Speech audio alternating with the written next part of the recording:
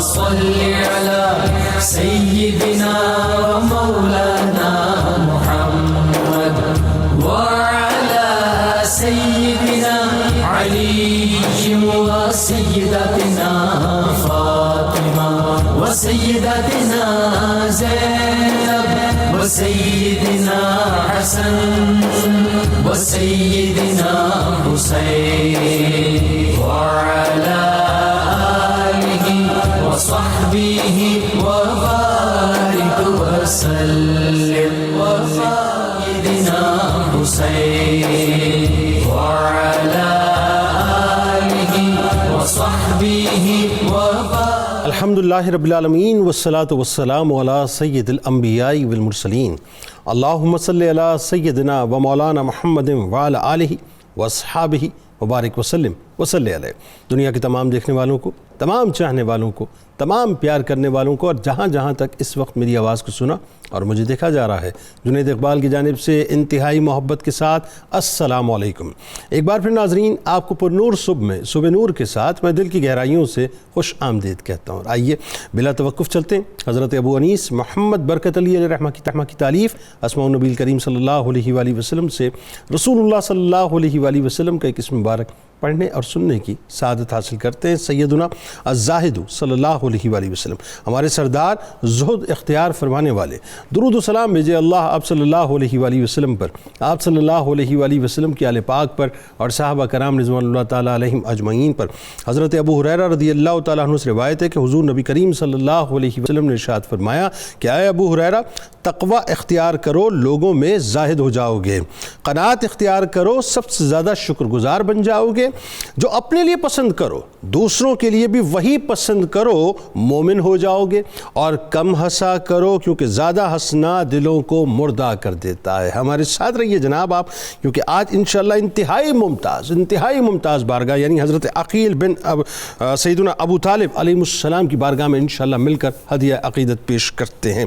ناظرین کرام، بات یہ ہے کہ چشم فلک نے محبت کے، ایثار کے، قربانی کے، وفاؤں کے کئی نظارے دیکھے اور کئی نظارے دیکھتی رہے گی، مگر محبت، عشق، وفا، قربانی، ایثار جیسے الفاظ جس در پر جا کر خیرات لے کر اپنے وجود کے معنی اور مفاہیم کو سمجھتے ہیں، وہ در کسی اور کا در نہیں بلکہ وہ در جناب ابو طالب علیہ السلام کا در ہے. ناظرین، جس در کے در و دیوار وفاؤں کے نغمے سناتے ہیں، جس در کی فضائیں قربانیوں کے گیت گاتی ہیں، جس در کی زمین ایثار کا شاہکار ہے، اور جس در کا آسمان عشق و وفا کا سردار ہے، جس در میں ناظرین ہر لمحے ہر پل عشق کی مہکار ہے، اسی در کے ایک انتہائی خوشبودار پھول، جگر گوشائے ام رسول، جلیل القدر صاحبی رسول، امزاد رسول، چچا سسر جگر گوشائے رسول، حضرت فاطمہ بنت اسد سلام اللہ علیہا کے نور نظر، مولا کائنات مولا علی کرم اللہ وجہ الکریم کے برادر اکبر، سفیر کربلا و سفیر امام علی مقام امام حسین علیہ السلام، حضرت مسلم بن عقیل علیہ السلام کے والد گرامی، کمسن شہیدان کربلا جن کے مبارک خون سے شہادتوں کی ابتدا ہوئی، ان کے دادا جانی، بچپن ہی سے سرکار مدینہ صلی اللہ علیہ وآلہ وسلم کے وجود مقدس کی برکتیں اپنے گھر میں دیکھنے والے، رسول کریم صلی اللہ علیہ وآلہ وسلم کے جسم اطہر کی مہکار کو محسوس کرنے والے حضرت عقیل بن ابو طالب علیہ السلام وہ ہستی ہیں ناظرین، وہ ہستی ہیں جن کو اللہ تبارک و تعالیٰ نے بے انتہا سعادتوں اور رفتوں سے نوازا. اس سے بڑی سعادت اور کیا ہوگی ناظرین کہ آپ اس ہستی جناب ابو طالب علیہ السلام کے جگر گوشے ہیں کہ جن کو یہ سعادت ازلی ملی کہ 42 برس تک نبوت و رسالت کے آپ محافظ بنے رہے. اس سے بڑی سعادت اور کیا ہوگی صاحب کہ آپ اس عظیم ماں کے صاحبزادے جناب فاطمہ بنت اسد سلام اللہ علیہا کے نور نظر ہیں، جن کو سرکار مدینہ صلی اللہ علیہ وآلہ وسلم میری ماں کہہ کر پکارا کرتے تھے. جناب عقیل علیہ السلام وہ ہستی ہیں ناظرین جو خود شیب ابی طالب کے کٹھن ترین موقع پر پہرے دار رسول صلی اللہ علیہ وآلہ وسلم بنے، اور جن کی اولاد کربلا جیسی عظیمت کے موقع پر فدائیان آل رسول صلی اللہ علیہ وآلہ وسلم بنی، کہ جن کے مبارک نورانی خون سے کوفے کی سرزمین پر امام علی مقام سے وفاؤں کی پہلی لکیر کھینچی گئی۔ ناظرین کرام کہ سفیر حسین غریب کوفہ حضرت مسلم بن عقیل علیہ السلام کی دردناک شہادت کے بعد حضرت عقیل علیہ السلام کی جگر گوشی اور بنو ہاشم کے ان دو معصوم پھولوں کی انتہائی دردناکی سے، انتہائی درندگی سے شہادت ناظرین تاریخ کا ایک ایسا حصہ ہے جسے جب بھی پڑھا جاتا ہے تو دل خون کے آنسو ہوتا ہے۔ یعنی وہ زمین جو اجنبیوں کی زمین تھی، جہاں سوائے چند ایک کی کوئی اپنا نہ تھا، سب بیگانے تھے، بے وفا تھے، لالچ کے دلدل میں غرق تھے، بے وفائی کی کھائی میں گرے ہوئے تھے، اہل بیت کے خون کے پیاسے تھے۔ دل کانپ اٹھتا ہے صاحب وہ بات بیان کرتے، وہ ہیبت ناک منظر جب سامنے تصور میں آتا ہے کہ بنو ہاشم کے وہ ننھے پھول جو دشمنوں سے بچتے رہے، پھر صحرا میں بھٹکتے رہے، لیکن چونکہ کربلا کی شہادتوں کی ابتدا اولاد عقیل اور حضرت مسلم و آل مسلم علیہ السلام سے ہونی تھی، تو ان کے مقدر ان ننھے پھولوں کو کھینچ کر ان کی شہادت کی جانب لے جایا کرتے تھے۔ ناظرین کرام جناب عقیل علیہ السلام جن کا گھرانہ عاشقوں کا، جانثاروں کا، وفاداروں کا، شہیدوں کا گھرانہ ہے، جن کی آل فدائے آل رسول صلی اللہ علیہ وآلہ وسلم ہے، جن کی قربانیاں رہتی دنیا تک عشق و مستی کی راہ کے مسافروں کے لیے ضرب المثل ہے، جو سرکار مدینہ صلی اللہ علیہ وآلہ وسلم کے صحابی بھی ہیں، قریش کے ماہر انصاب بھی ہیں، حضور نبی کریم صلی اللہ علیہ وآلہ وسلم جن سے بہت محبت فرمایا کرتے تھے اور فرط محبت میں فرمایا کرتے تھے۔ دیکھیے صاحب، جن پر نگاہ پڑ جائے میرے سرکار کی، ان کی دین دنیا آخرت تو سنور جائے، جنت میں ان کو کیا مقام مل جائے۔ اب سوچئے جن کے لیے سرکار خود یہ فرمائیں کہ مجھے آپ کے ساتھ دوہری محبت ہے، یعنی ایک قرابت کے سبب سے، دوسری اس وجہ سے کہ میرے چچا تم کو محبوب رکھتے ہیں، یعنی جو محبوب خدا اور محبوب خدا کے بھی محبوب ہیں ناظرین، سوچئے ان کا مقام اور مرتبہ کیا ہوگا۔ حضرت عقیل علیہ السلام دنیاوی علوم میں ممتاز حیثیت رکھتے تھے، چنانچہ علم الانصاب میں جو عربوں کا خاص علم تھا ناظرین، اس میں بھی بڑے ماہر تھے۔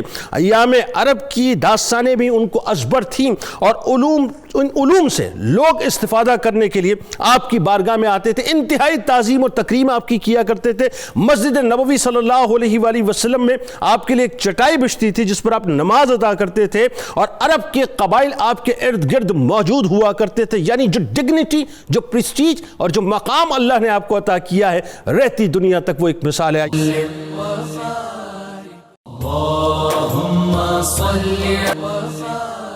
آغاز کرتے ہیں پیر صاحب آپ سے، سب سے پہلے جناب عقیل علیہ السلام کا بنیادی خاندانی تعارف، خاندانی عظمت، اور پھر آپ علیہ السلام کے ظاہر والد گرامی، والدہ، یعنی قربانیاں دین اسلام کے لیے، سرکار مدینہ صلی اللہ علیہ وآلہ وسلم کے لیے آغاز کیجیے۔ بسم اللہ الرحمن الرحیم۔ بہت ہی خوبصورت ابتدائیہ اور خوب عظیم خراج عقیدت آپ نے ماشاءاللہ پیش کیا عظیم بارگاہ میں۔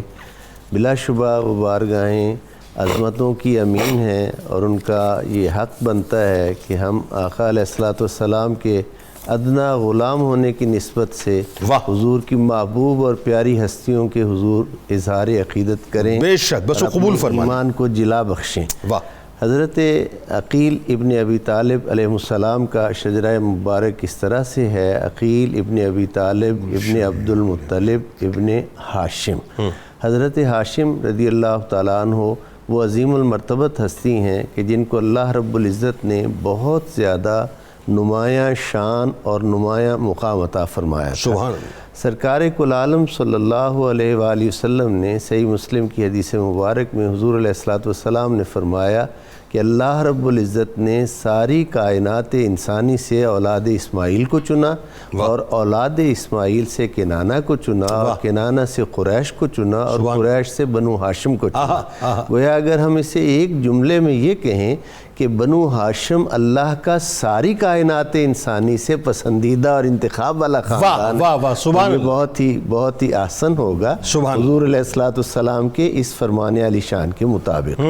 حضرت ہاشم عرب میں بہت ممتاز شان رکھتے تھے، بہت بڑا مقام ہے ان کا، سخی تو وہ تھے ہی، لیکن اس کے ساتھ ساتھ میں ایک خاص حوالہ سے عرض کرنا چاہوں گا کہ سورہ قریش میں اللہ رب العزت نے 4 آیات کی سورہ میں قریش پر جو 2 احسانات کا ذکر کیا ہے، اور پھر اس کے بعد اپنی رب کعبہ کی عبادت کی طرف حکم دیا ہے، وہ دو احسانات دونوں کے دونوں حضرت ہاشم کے احسانات ہیں۔ بتائیے ذرا، قریشن ایلافہم رحلۃ الشتاء والصیف، کہ سردیوں اور گرمیوں کے سفر جو مانوس اللہ نے کیا اور ان کو جو تجارت عطا کی، یہ بھوک سے مر جاتے تھے، بھوک سے خودکشی کی نوبت آ جاتی تھی، اپنے آپ کو بیابان میں لے جا کر یہ ختم کر لیتے تھے۔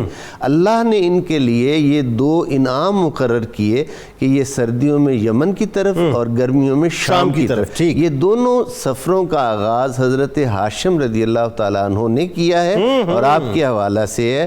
اب ذرا غور کیجئے کہ اس کام کو قدرت بطور احسان قریش کے لیے ذکر کر رہی ہے۔ یعنی اگر قطع کلام کی معذرت، اگر میں یوں سمجھوں بات کو کہ اس زمانے میں عرب کی سرزمین پہ پہلے امپورٹر اور پہلے ایکسپورٹر اگر کوئی تھے تو جناب ہاشم تھے، پوری اپنی قوم کے لیے، پوری اپنی قوم کے لیے آپ نے یہ ایک نجات دہندہ ہیں آپ اپنی قوم کے۔ اور پھر اس کے بعد یہ دو آیات کا ذکر کر کے تیسری آیت میں اللہ رب العزت نے اس بات کو بنیاد بنا کر قریش مکہ کو اسلام کی طرف راغب کیا، فَلْيَعْبُدُوا رَبَّ هَذَا الْبَيْتِ الَّذِي أَطْعَمَهُم مِّن جُوعٍ وَآمَنَهُم مِّن خَوْفٍ، تو تم اس کعبہ کے پروردگار کی عبادت کیوں نہیں کرتے جس نے تمہیں بھوک میں کھلایا اور خوف میں تمہیں امن عطا کیا۔ اللہ سورہ قریش میں یہ ایک خصوصیت ہے، کیا خوبصورت طرز سورہ قریش میں کوئی دوسرا مخاطب نہیں ہے، فقط قریش مکہ ہی مخاطب ہے۔ ٹھیک ہے، اور اس میں بتایا جا رہا ہے کہ ڈگنیٹی کیا ہے ہاشم کی، ہاشم کی شان کیا ہے۔ اب انہی کے صاحبزادے حضرت عبد المطلب ہیں۔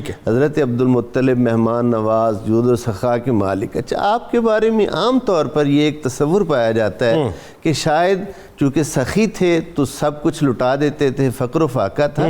ایسا نہیں تھا۔ دارالسلام نے سیرت انسائیکلوپیڈیا جو شائع کیا ہے اس کی دوسری جلد میں ہے کہ جب چاہے زمزم کی کھدائی کی تو سونے کے 2 ہرن جن کا کلوز کے حساب سے سونا بنتا ہے وہ حضرت عبد المطلب کو ملے، اور بہت سی دیگر چیزیں۔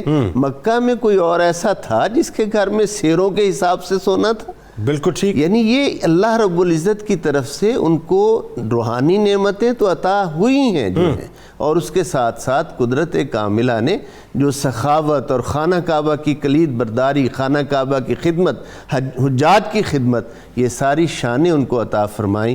پھر انہی کے لخت جگر حضرت ابو طالب ہیں۔ قطع کلام کی معذرت، یہ بات لاجیکلی بھی اس لیے صحیح ہے کہ آج کے دور میں بھی آپ دیکھ لیجئے، اگر میں بلا تمثیل عرض کر رہا ہوں، کسی سوسائٹی کا کسی کو چیئرمین بنا دیجئے، بنائیں گے اس کو جس کا ایک تو عزت ہوگی، وقار ہوگا، دوسرا وہ تھوڑا سا پیسوں سے مضبوط ہوگا تاکہ چیزوں کو وہ اون کر سکے اور بیئر سکے۔ تو اللہ تعالیٰ اپنے گھر کی جو ذمہ داری ہے وہ کسی ایسے کو تو نہیں دے گا نا، ظاہر ہے اس وقت آپ کو نوازا ہوا تھا اللہ تعالیٰ نے۔ جی، میں اس ضمن میں اپنی گزارشات اور آپ کی بات کو ملا کے ایک جملہ ناظرین کی نظر کرنا چاہتا ہوں کہ کتابوں میں اگرچہ کچھ روایات آ گئیں لیکن ہمیں کوشش کر کے وہ قول لینے چاہیے جو ان کی عظمت اور شان کو بیان کریں۔ اب حضرت ابو طالب کی شان اور شخصیت اور ان کا جرأت مندانہ کردار اور ان کا تدبر جو ہے وہ تو کوئی ڈھکا چھپا نہیں ہے۔ اور پھر ان سے آگے حضرت عقیل، ان کے فرزند جو آج ہمارے موضوع ہیں جن کا ذکر خیر کر رہے ہیں، حضرت ابو طالب نے اپنی اولاد کی جس انداز میں تربیت کی ہے اور حضور علیہ السلام کی خدمت کر کے، وفاداری کر کے، وہ جیسے اپنی اولاد کو بتایا ہے کہ یہ انہیں فقط اپنا کزن نہ سمجھنا، یہ اللہ کی سب سے بڑی امانت ہے جو قدرت نے ہمیں عطا فرمائی۔ تو یہ چیز آگے پھر اولاد میں منتقل ہوتی ہے، اور حضرت عقیل ابن ابی طالب نے اپنی پوری زندگی اس عہد وفا کو نبھایا ہے جس پہ آگے گفتگو ہوتی ہے۔ بلکہ جناب ابو طالب علیہ السلام، پھر حضرت فاطمہ بنت اسد سلام اللہ علیہ، آگے جا کے کہیں ذکر انشاءاللہ ضرور کریں گے اس بارے میں، کیونکہ یہی تو وہ شخصیات ہیں جنہوں نے پلان کیا ہے اصل میں قربانیوں کو۔ جناب عقیل علیہ السلام کا قبول اسلام، ہجرت کے واقعات، پھر غزوات میں آپ کی شرکت، پھر صحابہ اور خلفاء کے نزدیک جو آپ کی ڈگنیٹی، آپ کی پریسٹیج، آپ کا مقام و مرتبہ، ذرا بتائیے۔ بسم اللہ الرحمن الرحیم۔ جنید بھائی بہت شکریہ۔ الحمدللہ اللہ رب العالمین کی توفیق سے ہم اہل بیت اطہار کے ان شہزادوں کا ذکر اپنے لیے سعادت بھی سمجھتے ہیں اور توشہ آخرت بھی سمجھتے ہیں. بے شک. اور یہ لا اسألکم علیہ اجرا الا المودۃ فی القربى کے سامنے سر تسلیم خم کرنا ہے. الحمدللہ ثم الحمدللہ. ناظرین بھی ہمارے ساتھ اس ذکر خیر میں شریک ہوتے ہیں. تو میں آج کی اس اپنی ممدوح ہستی کا ذکر اور ان کے قبول اسلام کا تذکرہ سورہ انفال کی آیت نمبر 70 کے ساتھ کرنا چاہوں گا.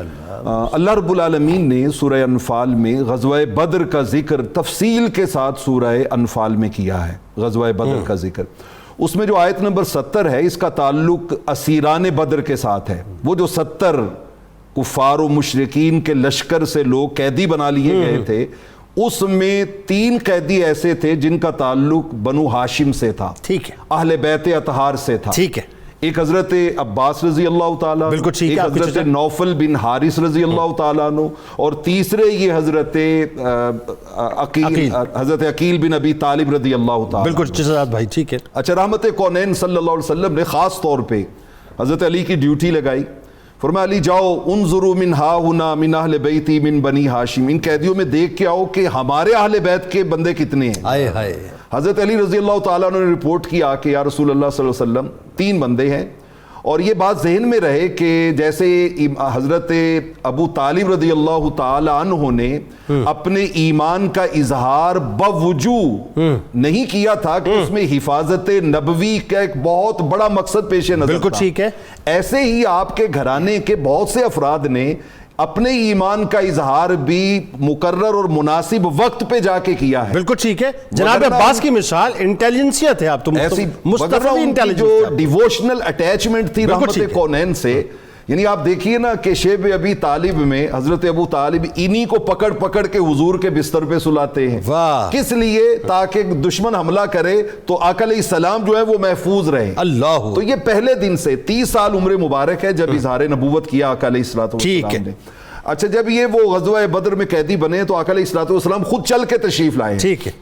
اور جب آپ تشریف لائے ہیں تو انہوں نے رحمت کونین کو دیکھتے ہی کہا آمنا بما جئت به ونشهد انک رسول اللہ. اللہ. یا رسول اللہ صلی اللہ علیہ وسلم، آپ کو تو علم ہے نا، امام طبری، امام قرطبی، امام ابن سعد، طبقات ابن سعد میں سب میں یہ روایت موجود ہے. ان کا حضور آپ کو تو علم ہے نا کہ ہم آپ پر ایمان لائے ہیں، ہم نے آپ کی گواہی دی ہے، اللہ کے سچے رسول ہیں. اللہ. وَنَنْصَحُ لَكَ لَا قَوْمِنَا، اور ہم آپ کے خیر خواہ ہیں، ہم آپ کے خیر خواہ ہیں. آقا علیہ الصلوۃ والسلام نے دیکھیے 3 چچا بھی ہیں، ایک کزن بھی ہے حضرت نوفل، اور دوسری طرف یہ کزن ہے حضرت عقیل بن ابی طالب. آپ ان تینوں میں سے ان کے پاس جا کے کھڑے ہوئے ہیں. اچھا. اور ان کو جا کے کہتے ہیں کہ قتل ابو جہل. عقیل تمہیں پتہ ہے ابو جہل مارا گیا، واصل جہنم ہو گیا. ٹھیک ہے. تو اچانک یہ حیرت سے فی البدی اس پہ ایک جملہ کہتے ہیں یا رسول اللہ الآن صفا لک الوادی، اب مکہ کی وادی آپ کے لیے آسان ہو گئی. اب وہ ہر قسم کی دشمنی سے اللہ نے اس کو پاک کر دیا. کیا کہنے؟ لا ینازعون فی تہامہ، اب اس وادی تہامہ میں کسی کے سامنے آپ کے سامنے کھڑے ہونے کی جرت اور سکت باقی نہیں رہی. ٹھنڈ پہنچی ہوگی سرکار علیہ السلام کے قلب اطہر کو. اچھا، آگے چونکہ ان میں ایک بہت زیادہ لطافت اور بہت زیادہ ان میں ظرافت بھی تھی. کہتے ہیں یا رسول اللہ صلی اللہ علیہ وسلم، آپ کے غلاموں نے میدان بدر میں ان 70 اسیران بدر کو اتنا مارا ہے کہ ان میں تو چلنے کی طاقت نہیں ہے. تو اوپر سے آپ نے ان کو رسیوں سے باندھ رکھا ہے. ٹھیک ہے. ان کو بھی چونکہ برابر ایکول ڈیل کیا جا رہا تھا، ٹریٹ کیا جا رہا تھا، رسیوں سے باندھ رکھا ہے. تو عرض کرتے یا رسول اللہ صلی اللہ علیہ وسلم، ہم میں تو ویسے ہی چلنے کی طاقت نہیں ہے، یہ رسیاں باندھنے کی کیا ضرورت تھی؟ اگر آپ نے باندھ دی ہیں تو آپ پھر ہمیں سواری بنا کے ہمارے اوپر سوار بھی ہو جائیں. یعنی یہ ظرافت کے لیے آقا علیہ الصلوۃ والسلام یہ سن کے مسکرائے. تب سے اگر روایات کو دیکھا جائے تو انہوں نے غزوہ بدر میں اپنے ایمان کا اظہار بھی کر دیا. اچھا، پھر ان کے اندر غزوات میں جو ان کی شرکت، ہجرت کے بارے میں بتائیے، غزوات کو بتائیے. ہجرت پھر انہوں نے جب فتح مکہ ہوئی ہے تو اس کے فوراً بعد، اور بعضوں نے کہا کہ صلح حدیبیہ کے فوراً بعد انہوں نے ہجرت کی ہے. لیکن میں ایک چھوٹی سی بات رکھنا چاہتا ہوں کہ سیدنا فاروق اعظم رضی اللہ تعالی عنہ نے جب بہت سی فتوحات ہو گئیں اور کثرت سے مال غنیمت آنا شروع ہو گیا، تو سیدنا فاروق اعظم رضی اللہ تعالی عنہ نے ان سے کہا کہ اس کو قریش کے سارے انصاب کا پتہ ہے، وہ آئیں اور وہ جو انکم ٹیکس کا کلیکشن کا اور پھر اس کی ڈسٹریبیوشن کا ریکارڈ تیار ہونا ہے، سیدنا فاروق اعظم نے وہ ڈیوٹی ان کی لگائی. واہ واہ واہ. اچھا جب یہ تیار کر کے آئے نا سبحان اللہ. تو سیدنا فاروق اعظم نے دیکھا تو انہوں نے پہلے نمبر پہ بنو ہاشم کو رکھا ہوا ہے، دوسرے پہ سیدنا صدیق اکبر کو، تیسرے پہ سیدنا فاروق اعظم کو. تو سیدنا فاروق اعظم نے کہا واللہ ہوا ہاکذا لوددتو، خدا کی قسم آپ نے ترتیب وہی رکھی ہے جو میں چاہتا تھا، جو میں چاہتا. واہ کیا بات. آخری جملہ، لیکن بنو ہاشم میں آپ بڑوں کے نام لکھنے کی بجائے کیا یہ اچھا ہوتا کہ حسنین کریمین کا نام پہلے لکھتے، کیونکہ وہ رحمت کونین کے زیادہ قریب ہے، زیادہ قریب ہے. تو انہوں نے مختلف خلفاء کے ساتھ بہت زیادہ کنٹریبیوٹ کیا. یعنی اگر یہ کہوں کہ مدینہ پاک کے بلا تمثیل فیڈرل بورڈ آف ریونیو کا سرپرست آپ کو کوئی شک نہیں ہے اس میں کوئی پہلا مطلب جو ہے اگر یہ کہوں فیڈرل بورڈ آف ریونیو کا سرپرست، ٹرانسپیرنٹ انہوں نے وہ سارا ریکارڈ تیار کیا تھا کہ جس کے اندر کسی قسم کی کوئی خیانت موجود نہیں تھی. اچھا اب ظاہر ہے چونکہ بات آگے بڑھنی چاہیے، لیکن ذہن میں رہے کہ اگلی مرتبہ جب آپ کے پاس میں نے آنا ہے تو آپ نے غزوات کا بھی تھوڑا سا بتانا ہے اور جو اکرام کا صحابہ کو بھی بتانا ہے. اچھا ذرا پروفیسر صاحب اب ذرا یہ بتائیے، سرکار مدینہ صلی اللہ علیہ وآلہ وسلم کی خاص طور پہ جو آپ سے محبت اور آپ کی سرکار علیہ السلام سے محبت بتائیے. بسم اللہ الرحمن الرحیم والصلاة والسلام علی سید الانبیاء والمرسلین وعلی آلہ واصحابہ اجمعین. جنید بھائی جواب سے پہلے تمیداً 2-3 باتیں میں عرض کرنا چاہوں گا. قرآن مجید فرقان حمید میں سورہ توبہ میں اللہ تعالیٰ نے 8 فطرتی محبتوں کا ذکر کیا ہے. ٹھیک ہے. اور اس میں سب سے پہلے یہ بیان کیا کہ اولاد کی محبت، ماں باپ کی محبت اور بھائیوں کی محبت، بیوی کی محبت، خاندان کی محبت، مال کی محبت، تجارت کی محبت اور مکانات، پسندیدہ مکانات کی محبت، یہ 8 چیزیں ایسی ہیں جو فطرتی طور پر انسان ان سے محبت کرتا ہے. لیکن ان 8 محبتوں پر جس محبت کا رنگ نظر آنا چاہیے اور جو محبت ان 8 محبتوں پر غالب نظر آنی چاہیے وہ اللہ اور اس کے رسول صلی اللہ علیہ وسلم کی محبت ہے. پھر آقا کریم صلی اللہ علیہ وسلم نے ارشاد فرمایا لا یؤمن احدکم حتی اکون احب الیہ من والدہ وولدہ والناس اجمعین.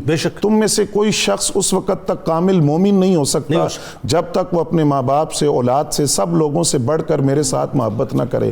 کامل ایمان کے کامل نمونے اہل بیت اطہار اور صحابہ کرام ہیں. اولین نمونے یہ ہستیاں ہیں جنہوں نے اپنا سب کچھ آقا کریم صلی اللہ علیہ وسلم کی محبت میں قربان کر دیا. اب یہاں جب ہم حضرت عقیل بن ابی طالب رضی اللہ تعالیٰ عنہ کی محبت کو دیکھتے ہیں، آقا کریم صلی اللہ علیہ وسلم کے ساتھ ان کی محبت کو، تو یہاں یہ بات نظر آتی ہے کہ صرف حضرت عقیل ہی نہیں، ان کے بھائی اور پورا خاندان آقا کریم صلی اللہ علیہ وسلم کی محبت میں اپنا سب کچھ قربان کرتے ہوئے نظر آتے ہیں. پھر اس سے آگے بڑھ کر دوسری بات یہ ہے، محبت کے اندر ایک یہ پہلو بھی ہوتا ہے کہ محب اپنے محبوب کے ساتھ محبت کا دعویٰ کرے. ٹھیک ہے. اس سے بھی بڑھ کر دل نشین پہلو یہ ہے کہ محبوب اپنے محب سے کہہ دے کہ جس طرح تو مجھ سے محبت کرتا ہے مجھے بھی تجھ سے محبت ہے. اور اس بات کو تھوڑا وسعت دیتے ہوئے میں عرض کروں گا. سب سے پہلے دیکھیے حضرت جعفر رضی اللہ تعالیٰ عنہ، نبی اکرم صلی اللہ علیہ وسلم فرما رہے ہیں اے جعفر سیرت اور صورت میں سب سے زیادہ تم میرے مشابہ ہو. پھر حضرت علی المرتضیٰ رضی اللہ تعالیٰ عنہ، ان کے لیے خیبر کے موقع پر نبی اکرم صلی اللہ علیہ وسلم نے پیشگی خبر دی کہ جھنڈا اس کو دوں گا جو اللہ اور اس کے رسول سے محبت کرتا ہے اور اللہ اور اس کے رسول اس سے محبت کرتے ہیں. یہ جو دوسرا پہلو ہے کہ محبوب اپنے محب سے کہہ رہا ہے. اور پھر اسی میں حضرت عقیل بن ابی طالب رضی اللہ تعالیٰ عنہ کو دیکھیے جو آپ نے انٹرو میں اشارہ کیا، فرمایا مجھے تم سے دوہری محبت. یہ کیسی بات ہے؟ دوہری محبت ہے. کس طرح؟ فرمایا ایک محبت تو اس لیے ہے کہ نسبت قرابت ہے، رشتہ داری ہے، تو اس سے یہ درس بھی ملا کہ بحیثیت امت حضور کے رشتہ داروں سے، آل بیت سے ہمیں کتنی محبت. اللہ اکبر. جس کے بارے میں فرمایا علموا اولادکم ثلاث خصال، اپنی اولاد کو بچپن سے 3 چیزیں سکھاؤ. کیا کہنا؟ وہ سب سے پہلی چیز آل بیت کی محبت ہے، تلاوت قرآن ہے، نبی کی محبت ہے، آل بیت کی محبت ہے، تلاوت قرآن ہے.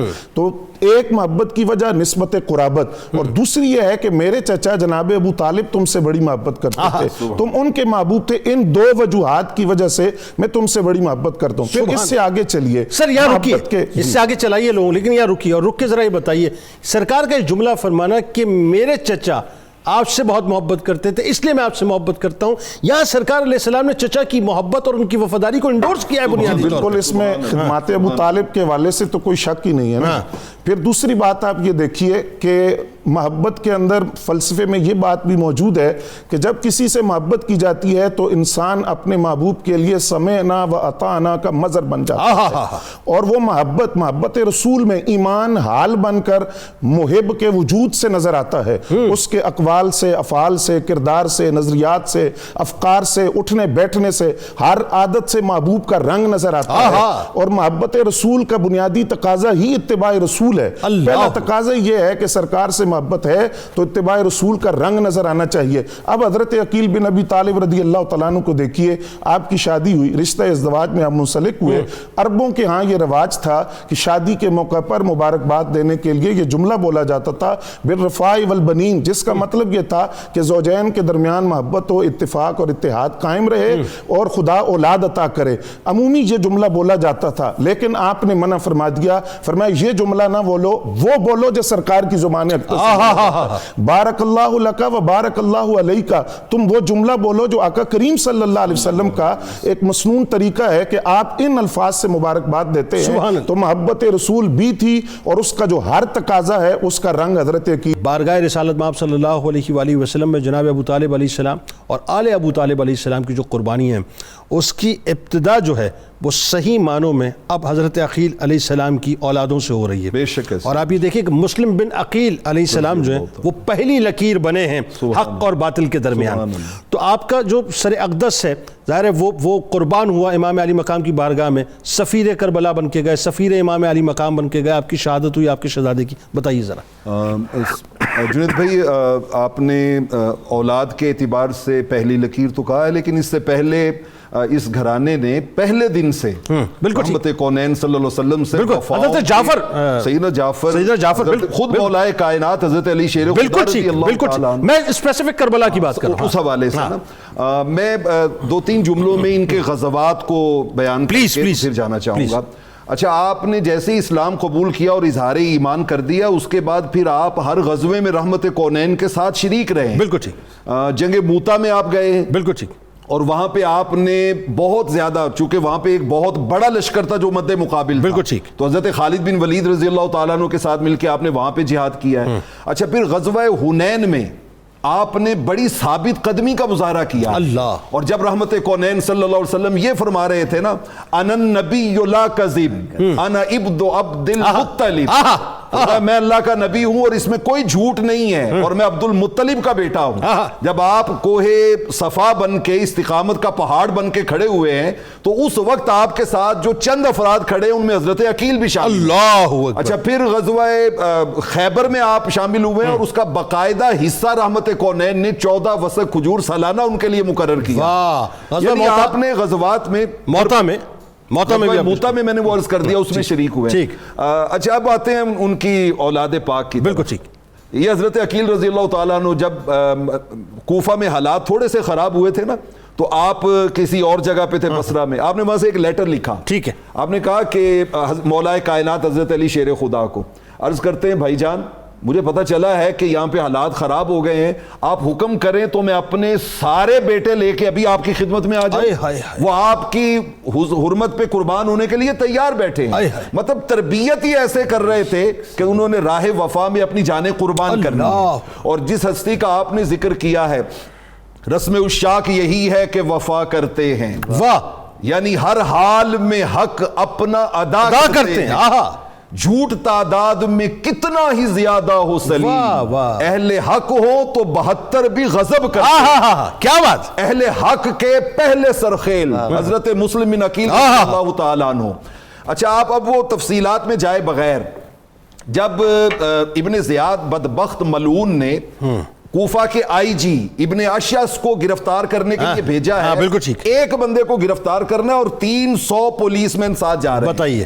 اور آپ کی شجاعت اور دلیری کا عالم یہ ہے، حضرت مسلم بن عقیل جو حضرت عقیل کے صاحبزادے ہیں، اور یہ بھی آتا ہے کہ حضرت عقیل کے تمام بیٹوں میں سب سے زیادہ بہادر، نڈر، شجاع، دلیر حضرت مسلم بن عقیل، اور آپ کے اندر اتنی جرأت تھی کہ وہ کہتے ہیں کہ اندر سے وہ بندہ جو مکان کے اندر بندہ جاتا نا انہیں گرفتار کرنے، اسے اٹھا کے دیوار سے باہر پھینک دیتے، اتنی قوت و طاقت تھی۔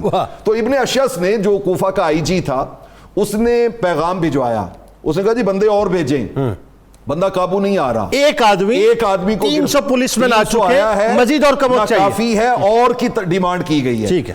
آگے سے ابن زیاد نے کہا, اس نے کہا کہ ایک بندہ تم سے قابو نہیں آ رہا. تو جواب میں میسیج میں کوفہ کا آئی جی ابن اشعث کیا کہتا ہے؟ کہتا ہے تظن ایھا الامیر انک باستنی الی بقال من بقال الکوفہ. کیا کہنے, اے گورنر کوفہ, کیا تم سمجھتے ہو کہ تم نے ہمیں کسی دکاندار کو, شاپ کیپر کو اریسٹ کرنے کے لیے بھیجا ہے؟ نہیں. انک باستنی, لفظ سنیے وجد انگیز ہے, انک باستنی الی اسد زرغام و بطل ہمام فی یدہ سیف حسام یقطر منہ الموت الزوام. تم نے ہمیں اس نڈر کی طرف بھیجا ہے جس کے ہاتھ میں پکڑی ہوئی تلوار سے موت پانی کے قطروں کی طرح گر رہی ہے, پانی کے قطروں کی طرح گر رہی ہے. ان کو ہم کیسے اریسٹ کریں اکیلے؟ 300 ان کے لیے ناکافی. وہ شہزادے حضرت عقیل علیہ السلام کے, حضرت مسلم بن عقیل رضی اللہ تعالی. اللہ. اچھا خیر, جب آپ اریسٹ ہو کے پھر دیکھیں دھوکہ کیسے دیا ہے.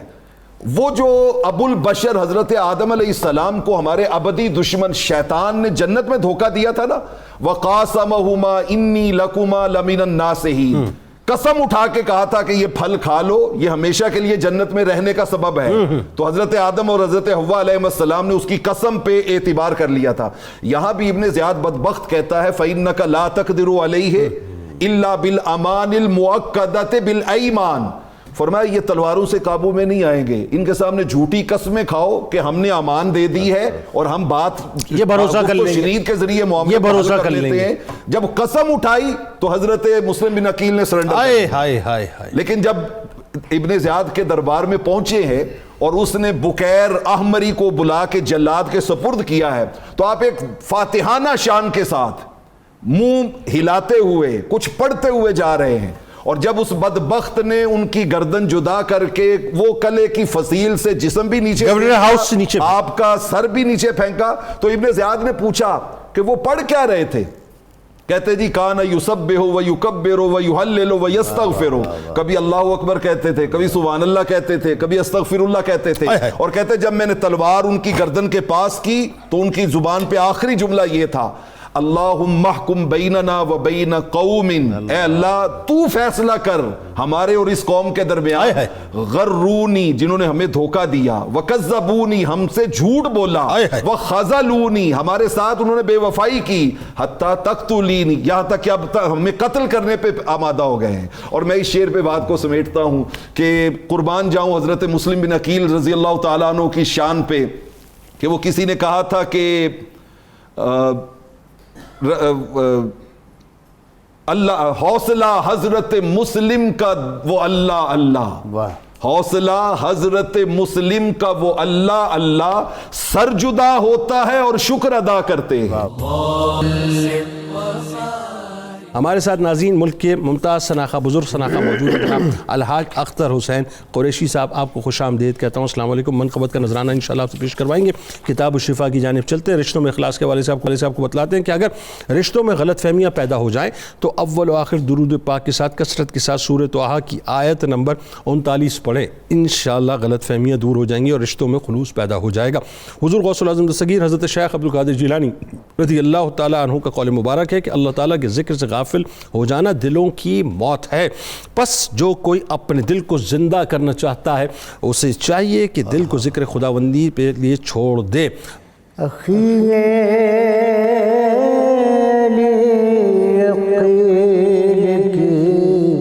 عظمت کو ہو سلام, پیارے نبی سے آپ کی نسبت کو ہو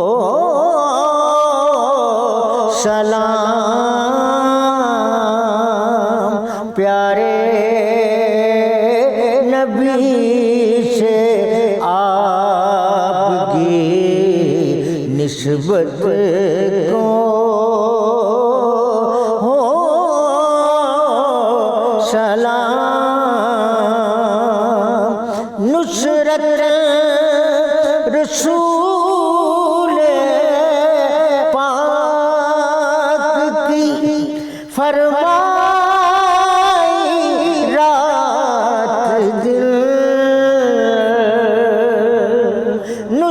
نصرت رسول پاک کی فرمائی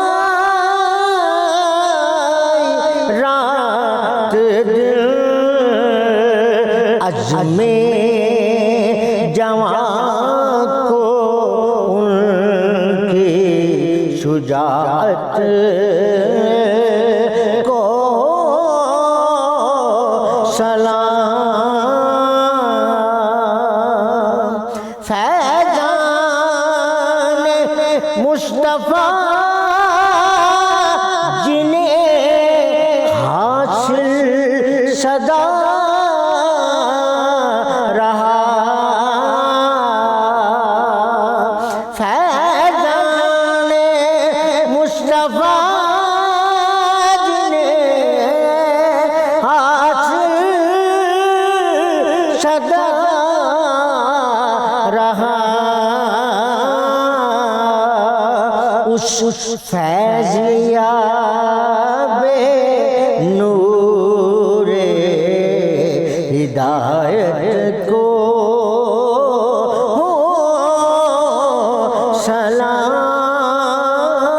سلام اس فیضیاب نور ہدایت کو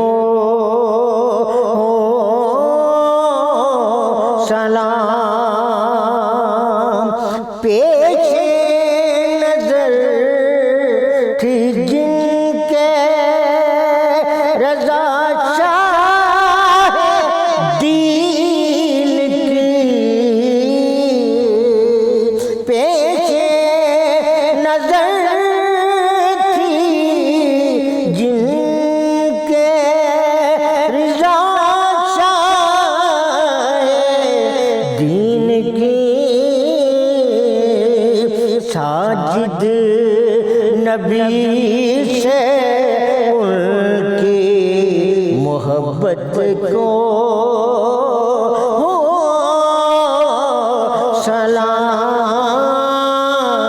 سلام ساجد نبی سے ان کی محبت کو